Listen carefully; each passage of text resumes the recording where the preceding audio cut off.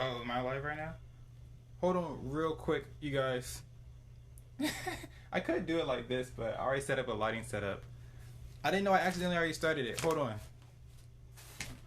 Let's see how this fancies. Oops. We gotta we gotta get back into the mood real quick. Hello everyone.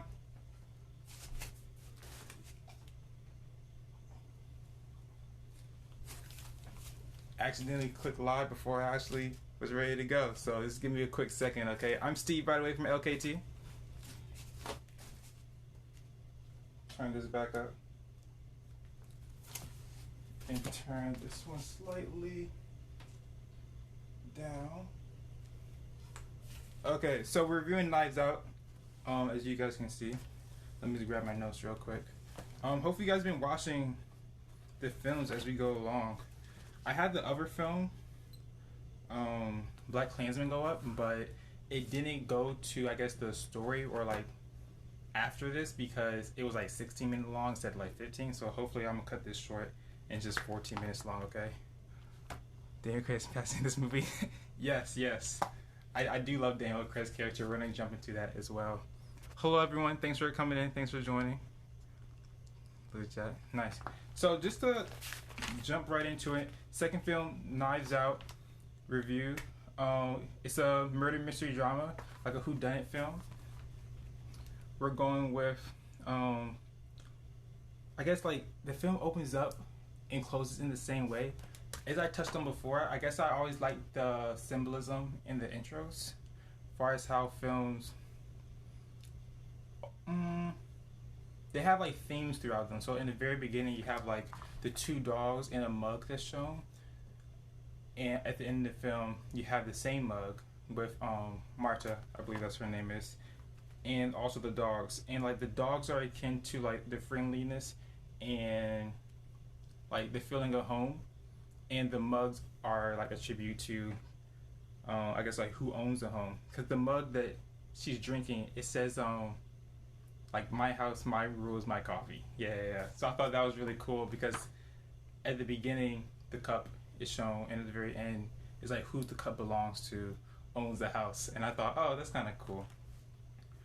Also, so they open up with like the murder of, I guess, the homeowner, if I can even remember his name.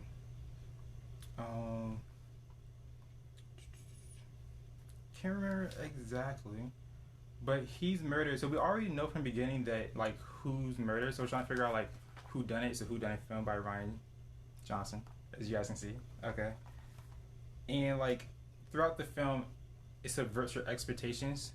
I like to always play the fact that usually the more popular character or like the more character that's up front is probably one of the suspects. If you ever watch Murder on the Orient Express, which I haven't, but watch the first one, which like the 1974 version. Watch that one. I always recommend watching the originals before you watch like a rendition or a newer form of the movie. So whenever I see like a murder mystery or whodunit film, I always think about who's more at the forefront, but it's not really there. Is probably the murderer. So Chris Evans, spoilers, is the murderer throughout this film. But it's always a game. Like even Detective like Lakeith, that's like his actual like the actual person who's playing the detective. He referenced like the board game Clue, and I was like, yeah, it feels a lot like Clue because like from the house to like all the players to like the mansion, and like how even like Chris's character like try to cozies up to the potential murderer, which is Marta, but really it's him all along because he still wants his will. At the end of the day, the motive behind every suspect is like money. Just to keep it frank with you guys. Yeah. So throughout the whole film, there's a whole bunch of telltale signs, which I love. Like a whole bunch of clues. It never really gives away like what exactly happened. Like clues from like the foot tracks, clues from like the fence breaking, clues about. I love the old lady in this movie too. Like her character arc might have been like not that crazy, but just how she's always like awkwardly standing there in the window, and she like sees and knows everything. Like she's like the eyes and ears of the house per se. And I believe that's his mother, the owner of the house. I think that's his mother, believe it or not.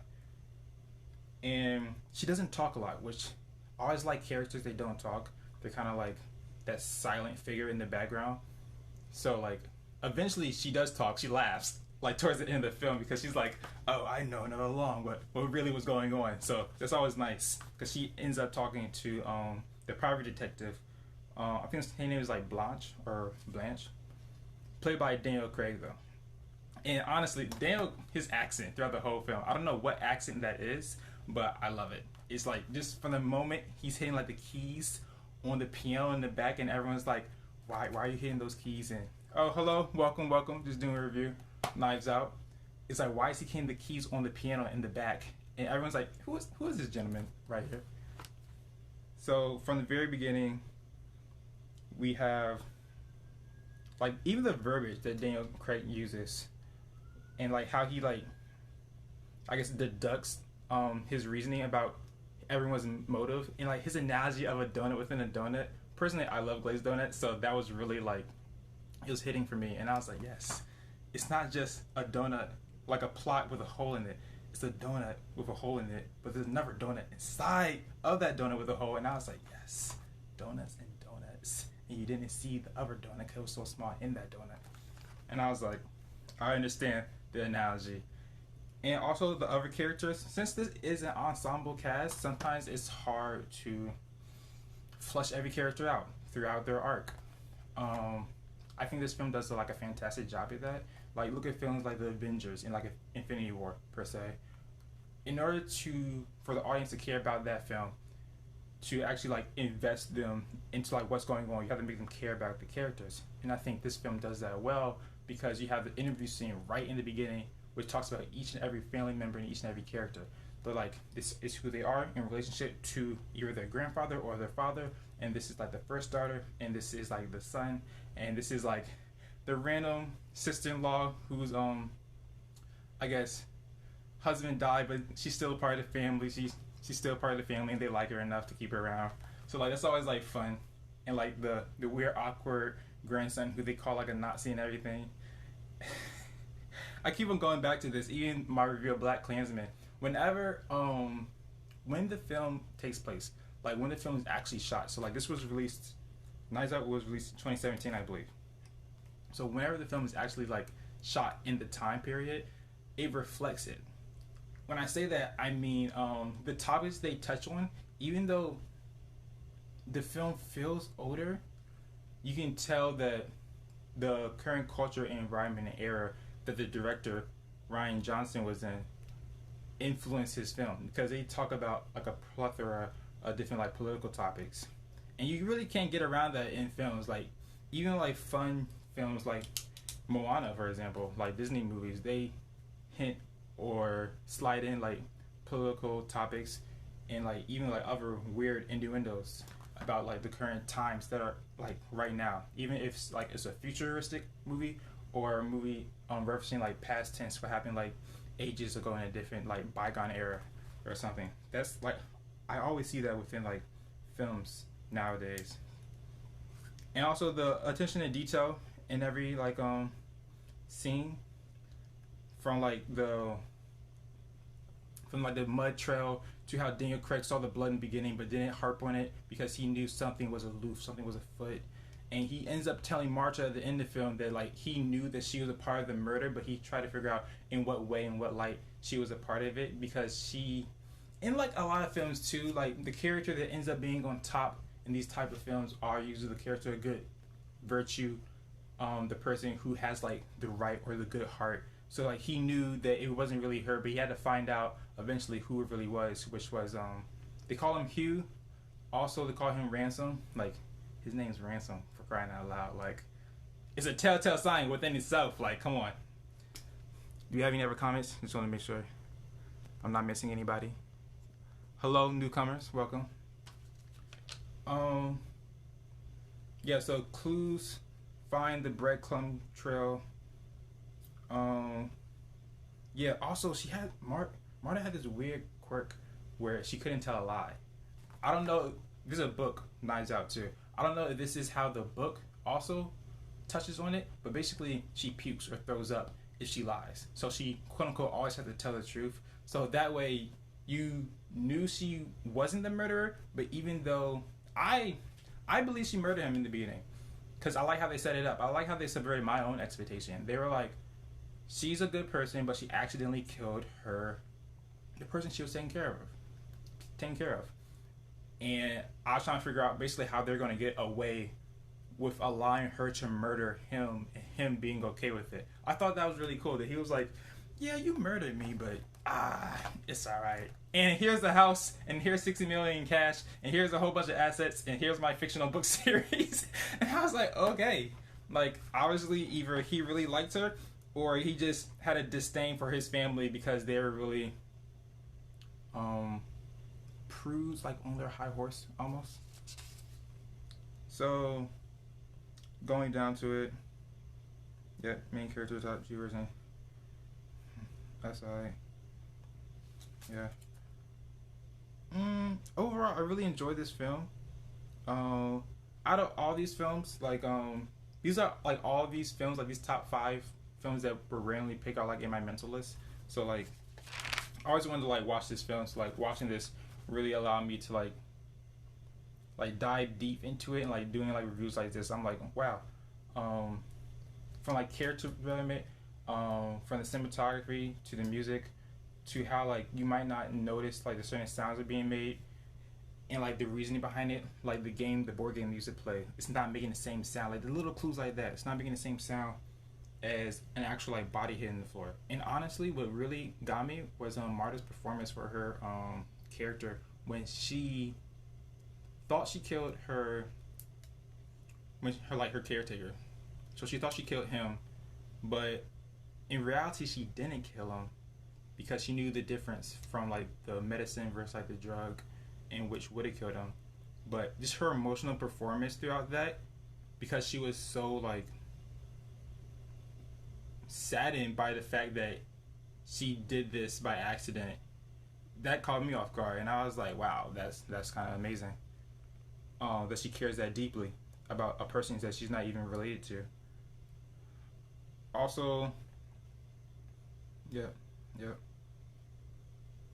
Oh, the shot sequence. I want to talk about that. So the way they use the mediums and close-ups, I like that a lot.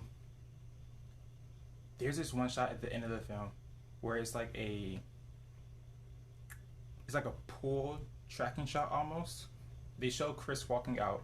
The cops are taking him out because he murdered another, like a handmaid or a person that cleans the house. He murdered her.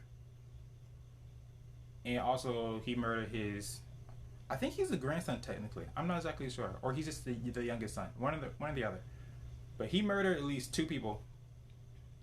And he gets escorted out and taken to a police car. The camera then shows the rest of the family members and pulls back through them.